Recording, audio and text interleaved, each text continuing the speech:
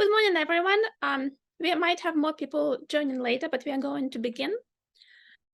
The name of this panel, the title of this panel is Sexual Cybercrime. And we have two speakers today. Paul Bleakley from the University of New Haven. He is a university research scholar and assistant professor in criminal justice. And we are going to have one more speaker joining in later. I would like to give the floor to Paul. Thank you so much, and thank you to everybody for making some time today to come down and watch our presentation. 1 second, I'll just start the sharing. All right, hopefully you can all see that, and we can begin. So today's presentation from me is titled Shame, Blame, and Responding to Sexual Cyber Deviance. And the origins of this research for me really come from studies that I've been working on directly with content moderators. For those of you who may be not as familiar with cyber deviance and I guess for lack of a better word, the policing of cyber deviance, we know that content moderators are really the front line of any sort of response to any online deviant behaviors. These are typically people who are privately employed by commercial entities, usually tech companies. And these are the people who are responsible for really filtering what you see when you go online at any given point, particularly on social media platforms, but also more broadly in different types of online environments, let's say online gaming, or even the news websites you visit, right? So this really all comes from a major project that I've been working on with content moderators, looking at the experiences that they had in dealing with online content. I think sometimes we often treat online harms in a slightly different way to in-person physical harms. There's a lot of research out there that looks at the impacts of trauma on people like first responders, people like police or EMTs, paramedics, and the kind of psychological impact that job has on these people. There's far less research out there on content moderators, the people who are seeing very similar things just in the online world. So from that research and from working with content moderators, it really exposed me to a variety of the major issues that we currently have in policing cyber deviance, particularly sexual cyber deviance in the present context. So that's really what the presentation is going to be about today. Not so much the work with content moderators, but two additional projects that I've been working on more recently, which kind of dive into the motivations and reactions of internet users to major cases of cyber deviance. So without any further ado, I want to start off by talking about the state of regulation, because it's really important before we begin talking about cyber deviance to understand who it is that's responsible for policing this kind of content and what some of the barriers and challenges are to doing so. It might seem fairly straightforward and easy, right? Somebody posts something that is inappropriate, criminal, illegal, against the terms and conditions of a website, and that is reported or identified by a content moderator and removed immediately, or passed on to law enforcement in cases where that's pertinent. However, the state of regulation for online deviance is incredibly murky, incredibly complex, and incredibly unsettled, I think would probably be the best word. For the majority of the time that the internet has been sort of ubiquitous in our lives, we've had around the world a sort of hands-off approach to regulating the online world. That's obviously been to the great benefit of internet platforms and tech companies, right? Because less regulation means more freedom and ability to take risks and innovate. However, it's also been a really practical thing for legislators as well, because once we start to say, okay, well, maybe we need a more direct and hands-on approach to policing cyber deviance, the next obvious question becomes, how do we do that? How do we actually do that in a practical way? And that's a pretty tough question, It's a really tough question to say, how do we police the online environment? How do we police a situation where victims and offenders might be in completely different jurisdictions, where behaviors that are illegal in one country where someone is being victimized might not actually be illegal in the country where the perpetrator is residing? How do we do this in a online context where with a few clicks you can obscure your identity so much so that you are effectively anonymous for all intents and purposes? So once we get down to the practicalities of what a hands-on approach to regulation would be, things start to get a little complicated. And I think that this is a huge reason why legislators and government has been so reluctant to intervene in the past. That's changing now in more recent times, but historically, this is the state of regulation on the internet. I mentioned a few dot points here of critical factors to consider. Jurisdiction is one that I just sort of alluded to before.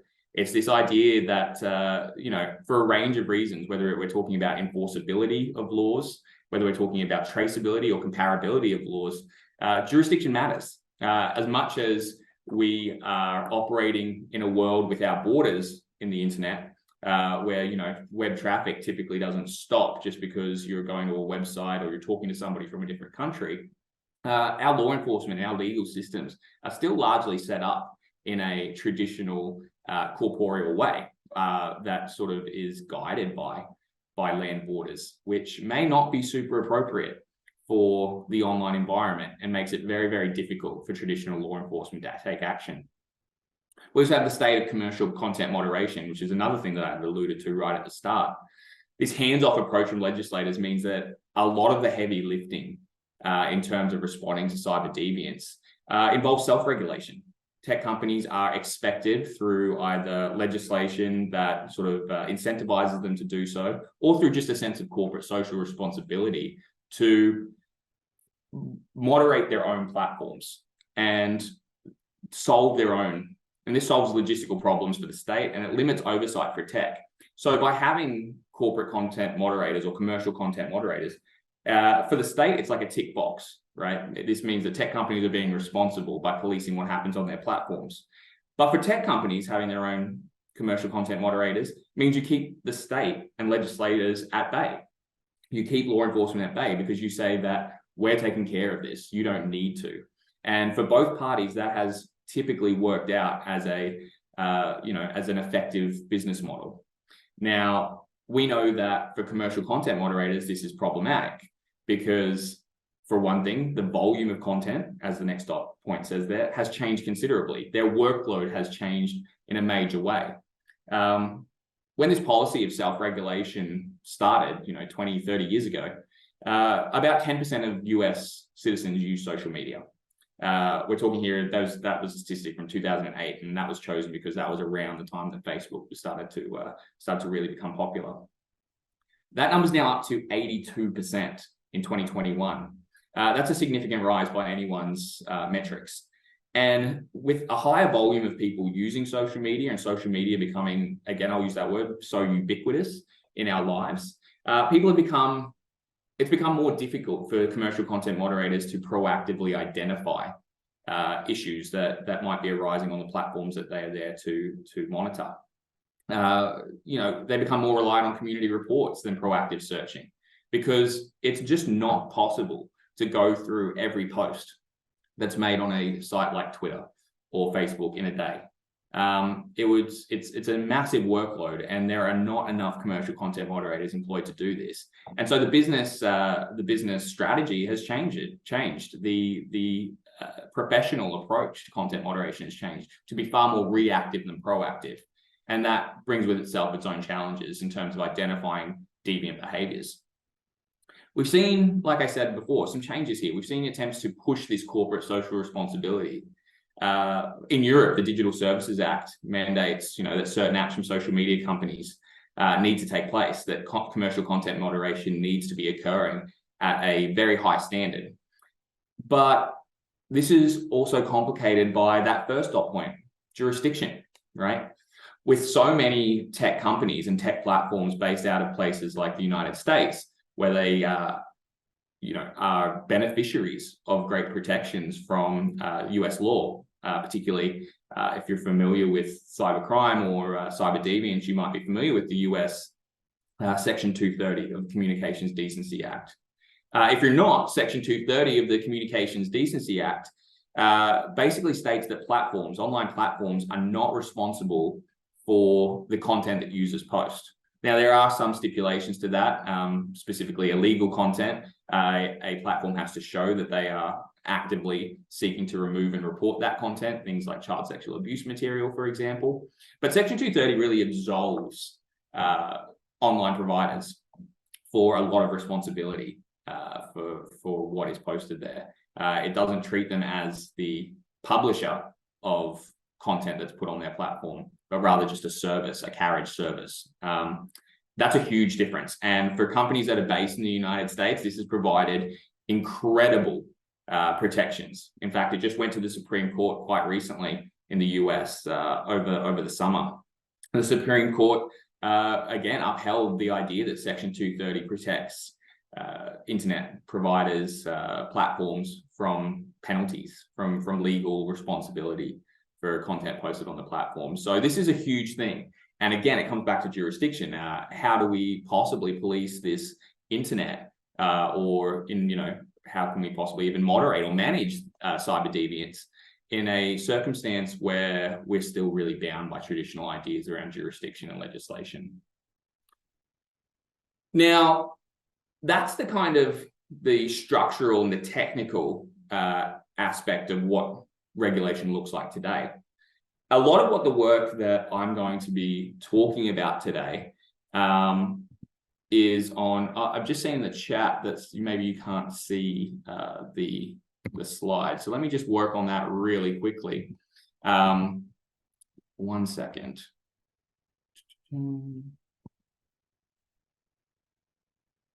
Let's see if this helps.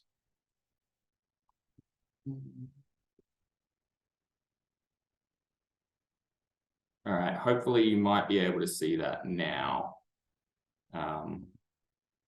Hopefully you might be able to see that now. We're going to talk here about Sula's online disinhibition theory, which is what really underpins a lot of the work that I'm working on, or we're going to be talking about today.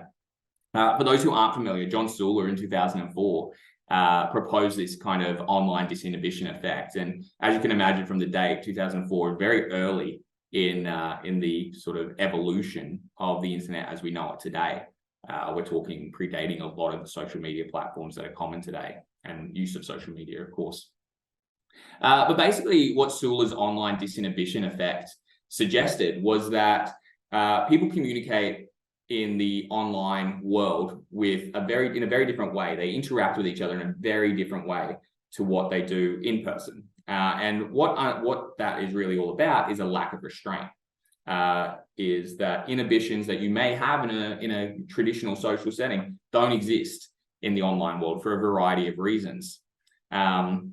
These reasons could be things like anonymity, like I mentioned before, the fact that people don't necessarily know who you are, so the repercussions might be less, leading you to be more disinhibited. It could be the lack of proximity, physical proximity between yourself and the person that you're talking to that creates this disinhibition. It could be the idea that it's a lot easier for people who are communicating online to other the person they're talking to see them as something other than another living human being. But there are a variety of things that Sula goes over that he says is different in the online world. But he says this can manifest in 2 different ways, what he calls benign disinhibition and toxic disinhibition. Benign disinhibition is the positives, because it can be positive to be less inhibited than you would be in the corporeal world. For, let's say, for example, people who are living in a small town who may not see people around them who they can relate to. It might be easier for them to communicate online and find community. This is a form of benign disinhibition. It makes social interactions easier for those who are socially anxious. People still crave having relationships, but may not feel comfortable doing that in a personal setting. And so they do so online because they are, again, less inhibited. They are protected by things like anonymity and proximal distance and all that kind of thing. So there are positive ways to be disinhibited. What Sula talks about, however, is also toxic disinhibition, which is the negatives, the flip side of what I was just mentioning. And toxic disinhibition ranges from a lot of different behaviors that we would classify as cyber deviance. There is, the use of language, cursing or, mocking other people, something that you might not necessarily do in person. You might not walk up to somebody in the street and insult them and mock their appearance, but you might do so online because of the factors that I mentioned before, because the factors lead to a situation that is less inhibited. There's also directly confrontational behaviors like cyberbullying or trolling. Again, you wouldn't necessarily walk up to somebody in the street and start harassing them, start insulting them, start pushing them around in a physical sense. But online, maybe it's a little easier. It's a lot easier to justify or to validate these kind of negative behaviors because of the factors I talked about before. Some of these things are antisocial behaviors, but maybe not criminal behaviors, right? Some of these things are behaviors that we might not want to see, but, kind of fall into that gray area of deviance rather than crime. But some of the toxic disinhibition behaviors can be criminal. I'm thinking here about online sexual crimes. We're going to talk about a few different types of online sexual crimes today, given the nature of the platform of the panel. We're going to talk about things like cyber flashing. The non-consensual exposure of your own sexual organs and intimate images to another person.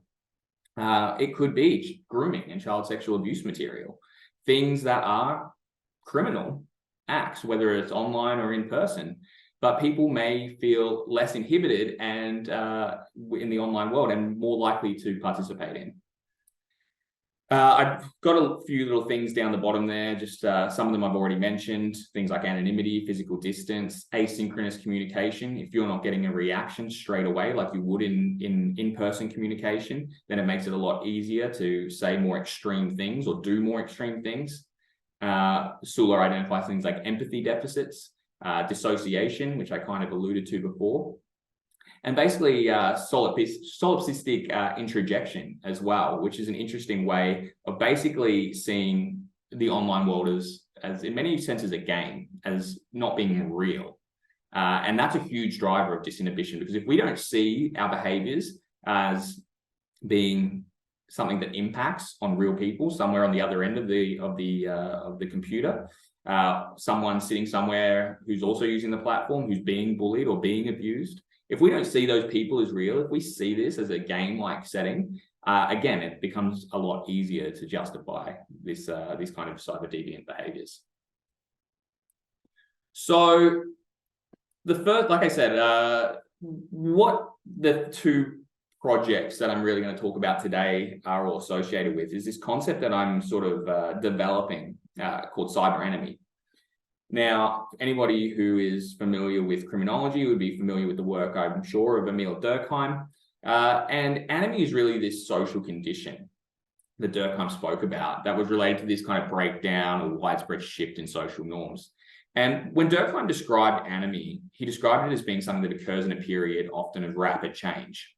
And because of this rapid social or cultural change, the new norms, the new normal, the new rules become either unclear or not present. Now, Durkheim was obviously talking in the 1800s, as you see there, in the context of the Industrial Revolution. And we know that worldwide, the Industrial Revolution was a period of rapid change that led to completely new social configurations, the rise of the megacity, the massive population shifts and migrations from rural, smaller societies to the urban environment. There was a lot of different factors that played into the situation that Durkheim was talking about. And he says that enemy can cause a sense of alienation among individual members of society. It creates breakdowns, essentially, between social bonds between the individual and the society. Now, the idea of cyber enemy really takes what Durkheim had talked about in the context of the Industrial Revolution and puts it in a more modern setting, the internet revolution, right? Just like the Industrial Revolution was a technological period of advancement that caused massive social upheaval, and this condition of enemy that Durkheim talks about, so too was the internet revolution. We have to remember that, like the statistics said before, in 2018, only 10% of Americans were on social media. By 2021, we're talking 82%, right? Now that is, just over a decade, which is, from a historical perspective, a very short period of time. And all of a sudden, because of this, social interactions rapidly shifted. The nature of social interactions rapidly shifted. In the past, even when I was growing up, it was a period of time when if somebody wanted to talk to you, a friend from school or something like that, they'd have to call your house phone, your landline house phone, and ask your parents to talk to you and all this kind of stuff. There was a lot of gatekeeping involved. Communication was a lot more difficult to access than it is today.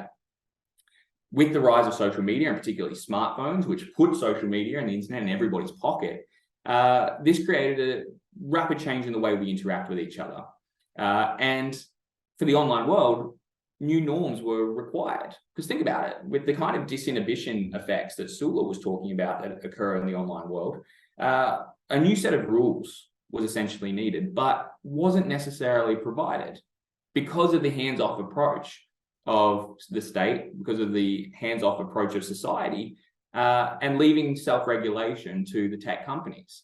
New norms were not necessarily firm. They weren't necessarily clear. So the mixture of normative value systems, as always happens when people come into contact with others, like in an online environment that they may have not been exposed to or before or otherwise, combined with the lack of legal intervention, combined with online disinhibition, creates almost a vacuum, right? It's a vacuum that needs to be filled. People need to establish standards, norms, values, and all these kind of important things for our social interactions. But without being guided, without someone providing, pro-social norms in this situation, this vacuum was oftentimes, in the early days of the internet, the wild west of the internet, was filled with these kind of new deviant norms. People who were users of social media were left in many respects to fend for themselves in creating definitions of what the new normal is, what the new values of interactions on the internet would be. And this is what we would describe as a state of cyber enemy, where people online are responsible really for deciding what is ethically or morally right and wrong behavior, for lack of a better term. And, I speak as somebody who is probably of this generation.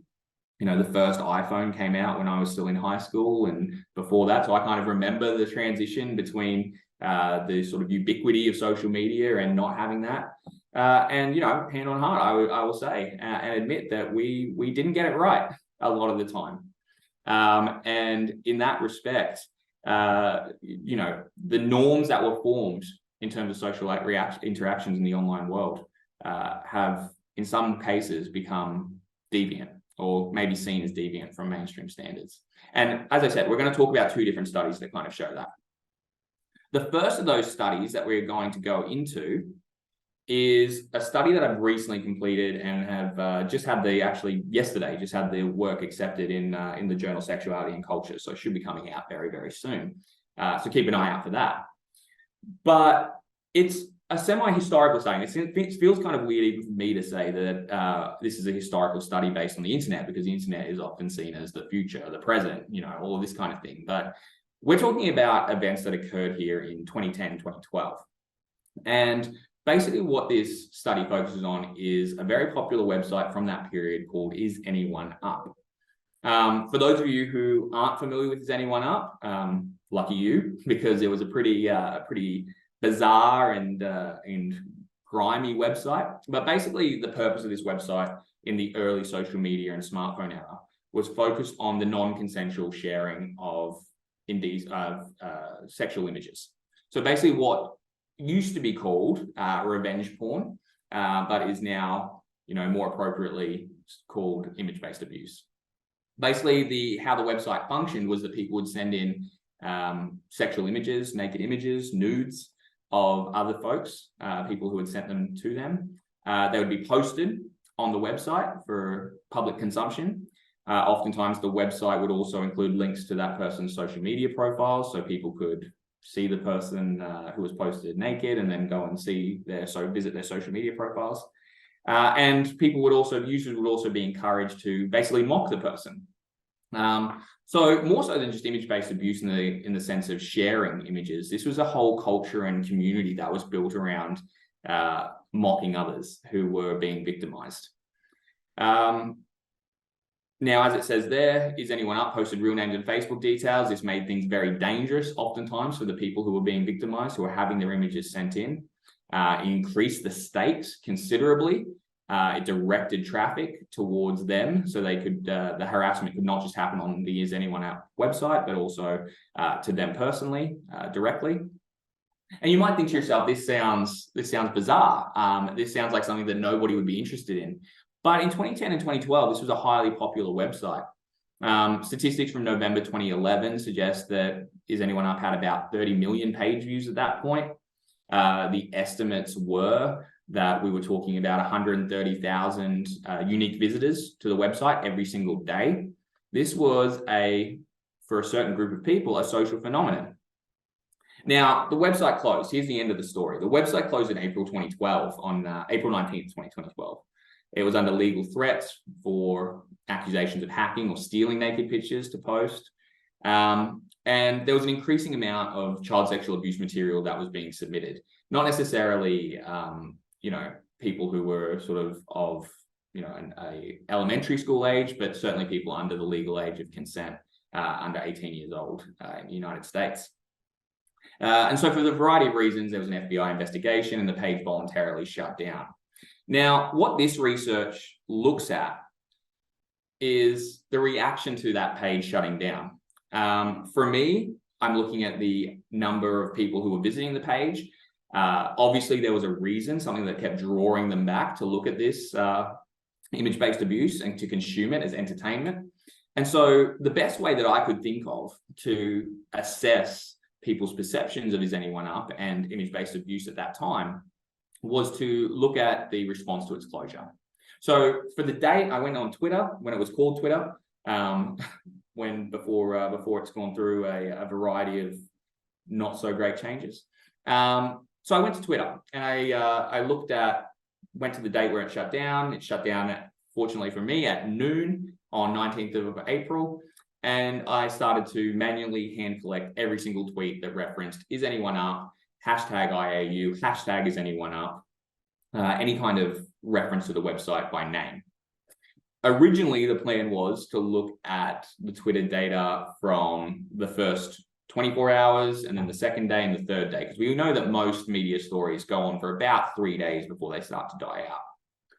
However, what I found was really shocking to me.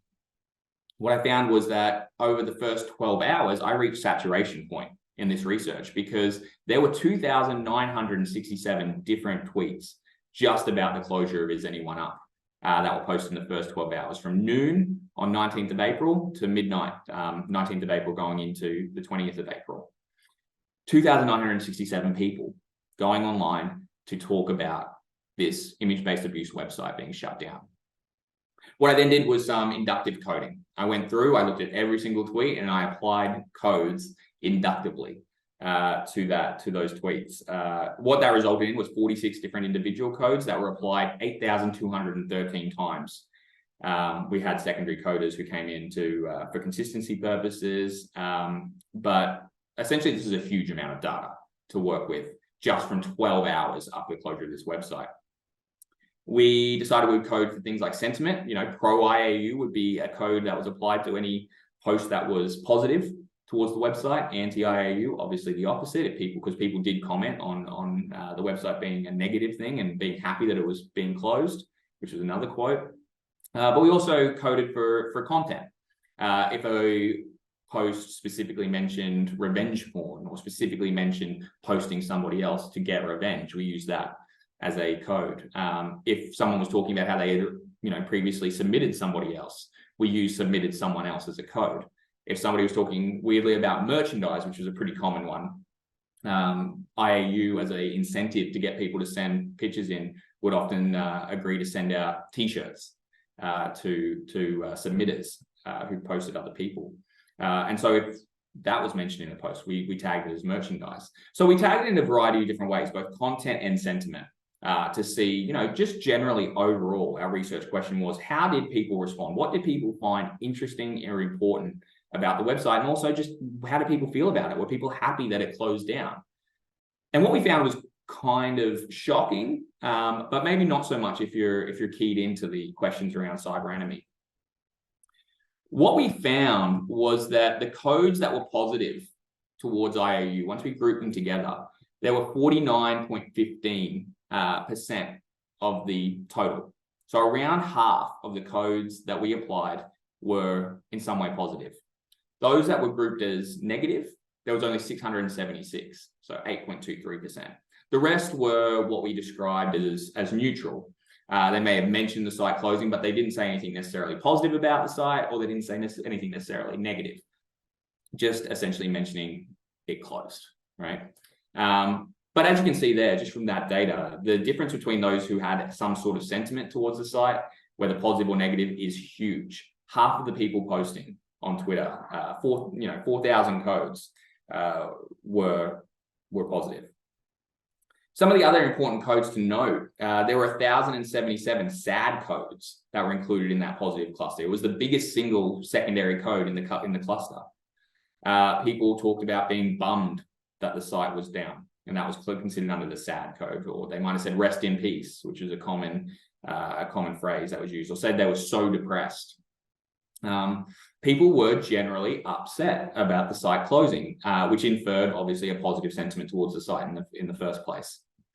There were other clusters, a lot that were coded as boredom, or we had a code that was "what will I do now?" because people were not just necessarily saying they were bored, but really wondering what the next thing was, what the next source of entertainment would be, which we found really interesting, that, you know, the posting of non-consensual nudes was seen as a source of entertainment. People would talk about logging on every day when they're at work or at school just to see who was posted, which was a really interesting insight into how image-based abuse was perceived in the early days, so in 2010 to 2012.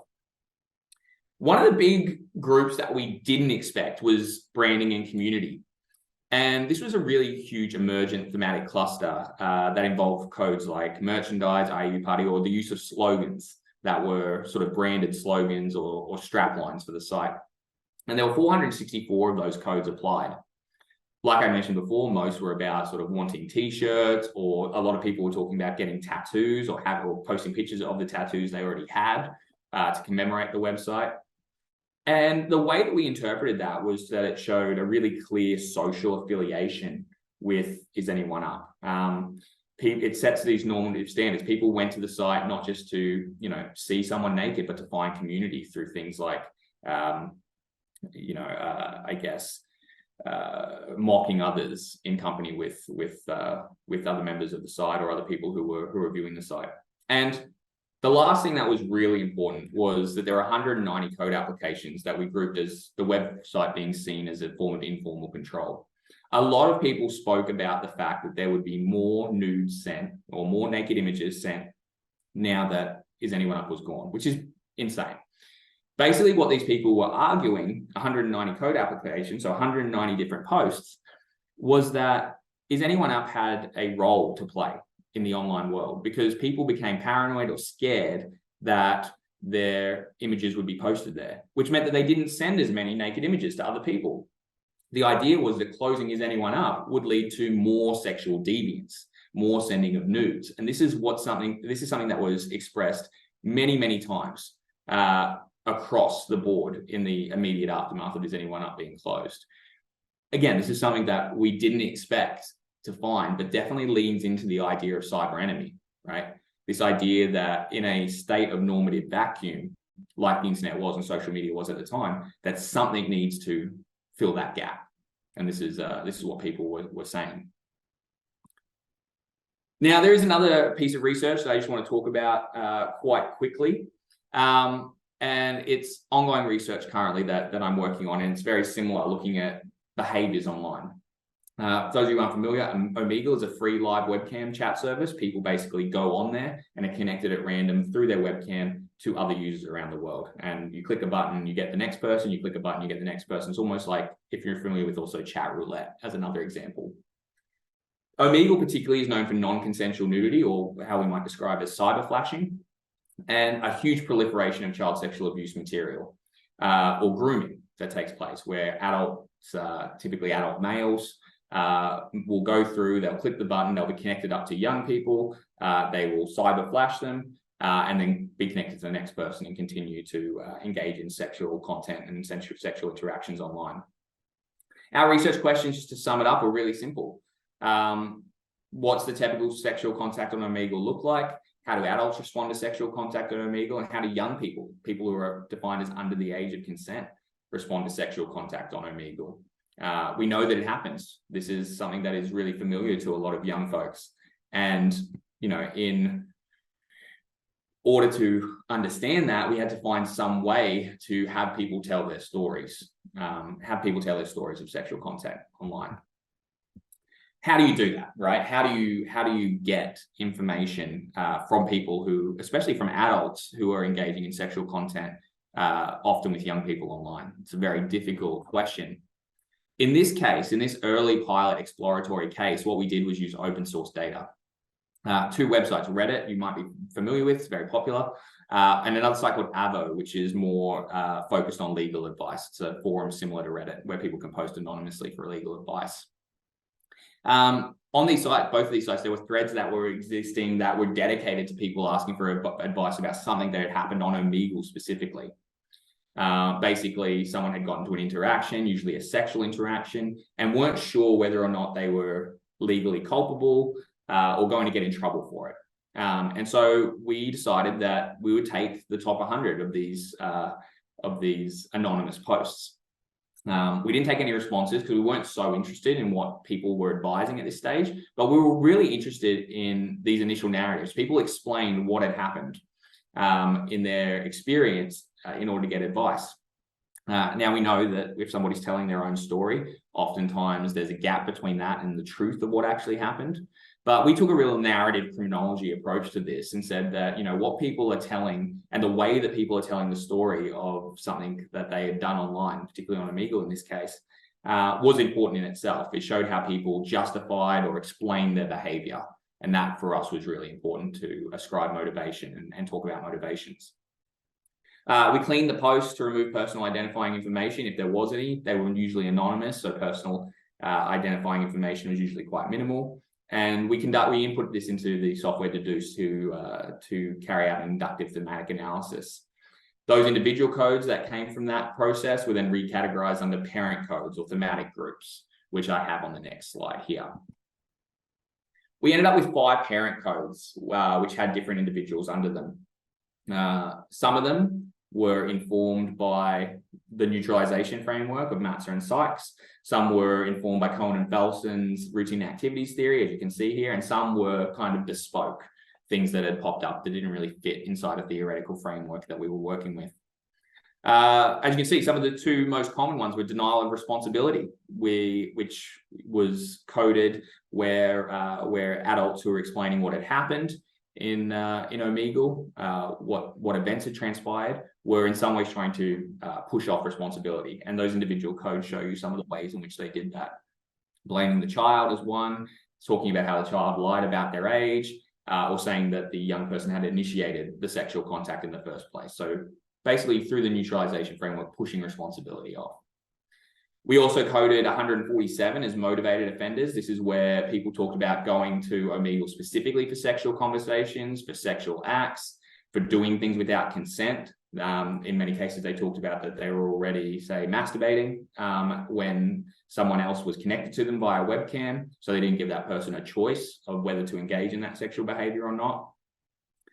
Some of the other lesser codes, but still quite prominent across the 100 posts, with things like awareness of behavior, where people talked about how they didn't ask for the person's age.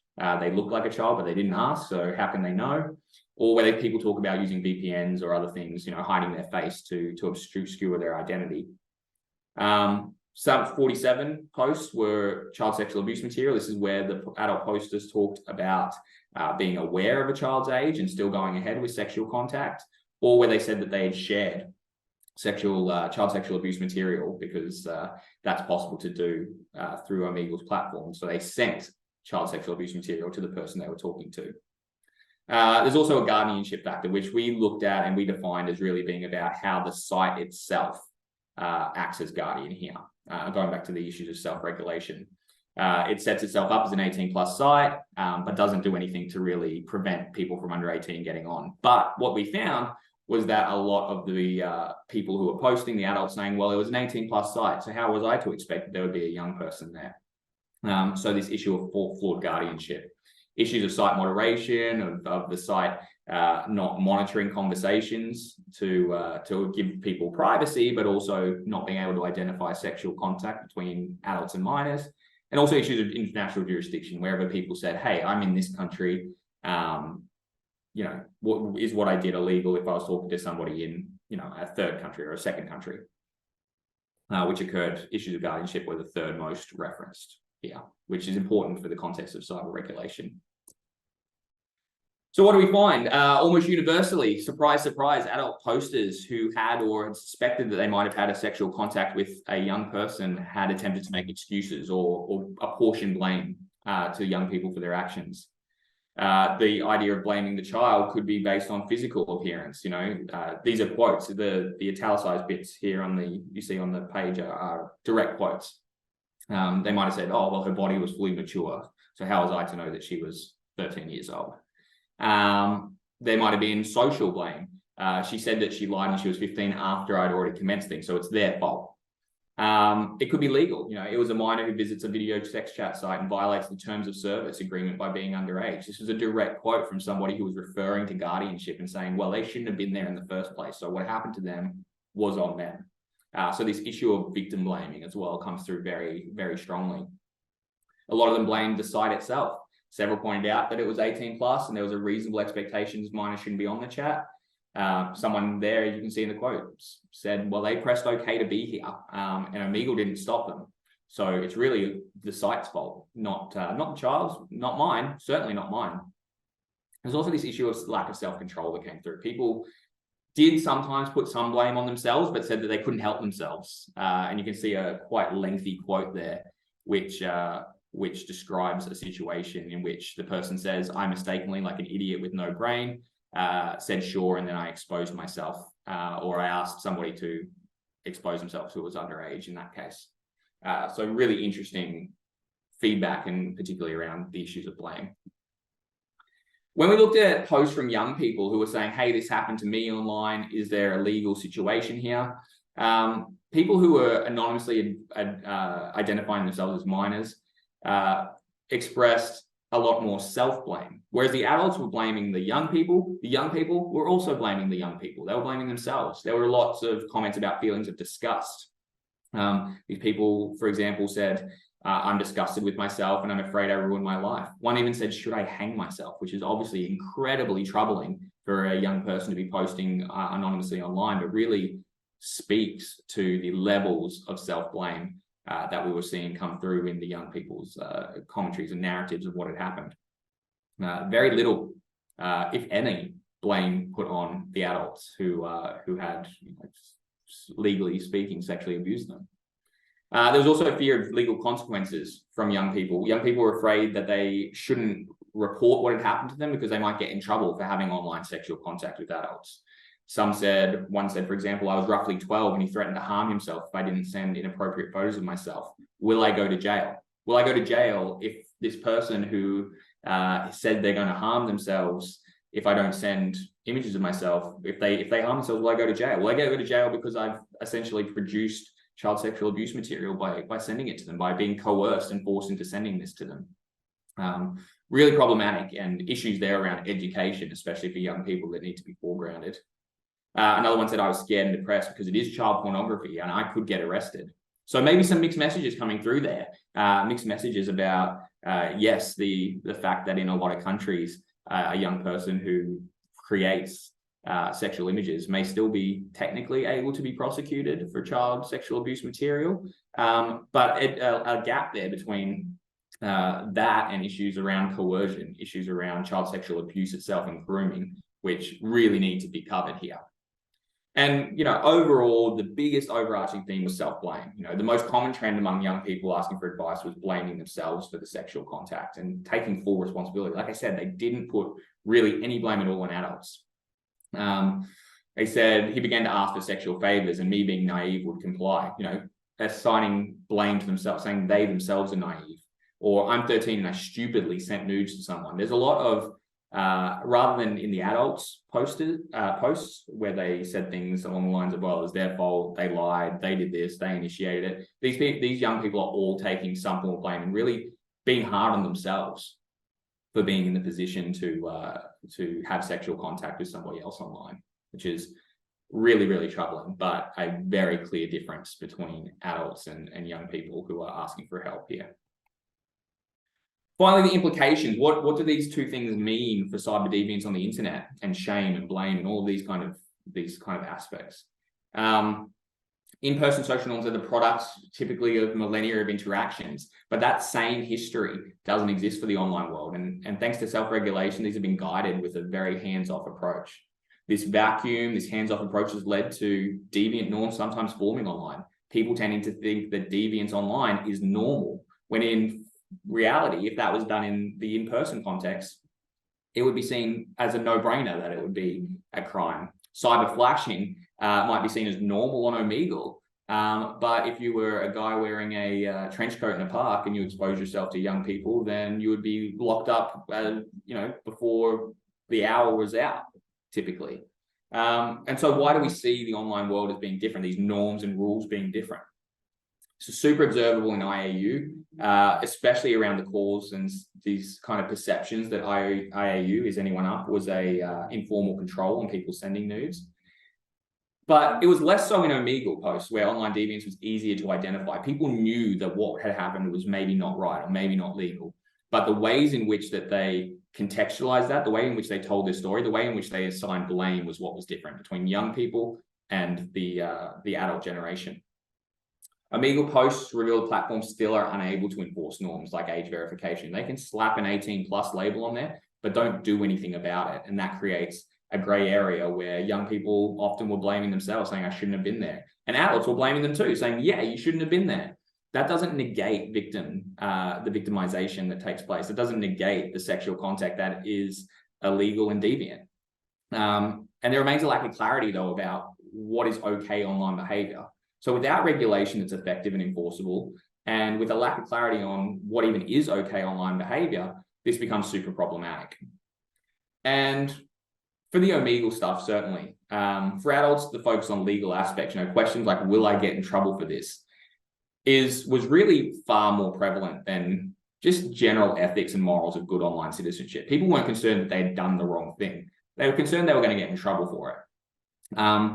However, for younger people, there was this huge trend of self-blame. I should have known better. And that was having a negative impact, it seemed, on reporting of deviant and criminal actions. People didn't want to report because they felt like they were responsible, at least in part. What this signals to us is a huge generational difference. Cyber enemy might be waning. As young people start to see that, maybe behaviors that they were engaged with, they may be able to self-recognize that this was not good behavior. Maybe this means that the norms are starting to form online that weren't there 10 years ago during the IAU era. But it's also problematic because once those norms start to settle, we have to ask ourselves the questions and say, well, are these norms pro-social? Is it pro-social for young people to blame themselves for being victims? And the answer to that is no. What we can see is that young people believe there is a right and wrong way to act on the internet, but the outcome of that may be a lot more self-blame than is being exhibited in adult populations. Like I said, this is still works in progress. The article on Is Anyone Up should be out very soon in Sexuality and Culture, and the Omegle article and research is in progress and should hopefully also be out soon. I work with a team at the Centre for Abuse and Trauma Studies based out of Middlesex University in London. And we'd always love to chat and collaborate with people who are working in this field. It's always exciting to get new ideas and help people out and have them help us out in different things. So my email address is there, and my Twitter or X or whatever it's called these days handle is also there. It's been really great to talk to you about this today. And I hope to communicate and connect up with some of you very soon. So thank you very much.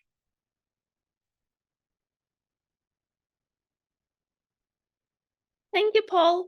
If anybody has any questions, please type them in chat or Q&A, and we will address them.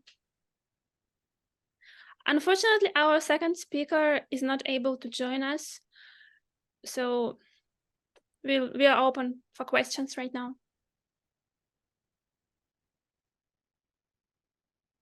Thanks, Berenice. Thanks for coming.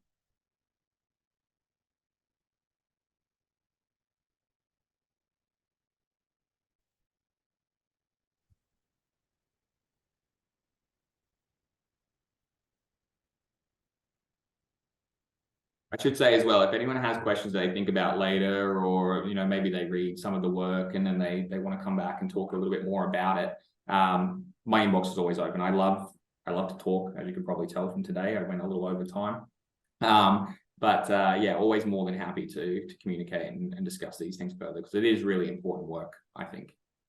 Thank you, Tanisha.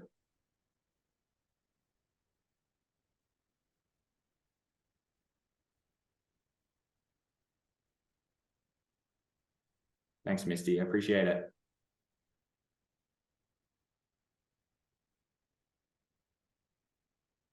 Yes, Paul has his contact information, so you can all take a screenshot if you want.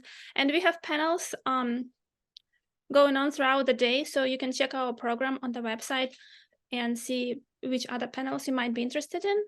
So if nobody has questions, we are going to end the session. We are waiting like 30 more seconds, so please type the questions if you have them.